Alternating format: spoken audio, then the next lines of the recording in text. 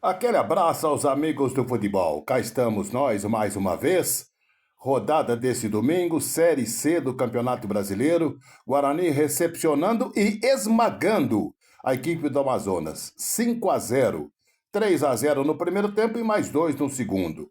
Aliás, eu quero ressaltar aqui o belo trabalho tático desenvolvido pelo treinador Hélio Cizenando do Guarani, que esmagou taticamente o fraco treinador Rodrigo Santana do Amazonas. Aliás, o Rodrigo Santana, ele não tinha nenhum requisito favorável para ser contratado pelo Amazonas. Na Ponte Preta, uma série de decisões desencontradas, falta de aptidão tática no time, e de repente vai para lá e vem jogar contra o Guarani de peito aberto. Aí toma uma sova, toma essa goleada de 5-0. Tomou um gol no início, logo aos 6 minutos, e depois, evidentemente, quis sair para o jogo. E aí deixou o espaço que o Guarani tanto pretendia, principalmente pelo lado direito do seu ataque com Cachoeira, para construir por ali as principais jogadas. E por ali o Guarani criou mais duas chances,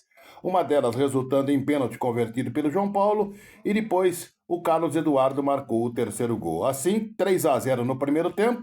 Segundo tempo não mudou nada, o Guarani soube se resguardar defensivamente, ofereceu espaço para o Amazonas, que não teve capacidade para criar.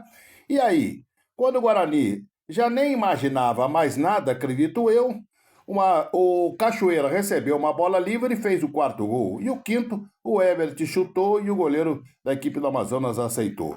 Então eu repito, parabéns para o Hélio, fazendo um trabalho de inovações táticas no time do Guarani, como eu citei, jogadas paradas e também essa jogada de fundo de campo com cruzamento rasteiro e para trás.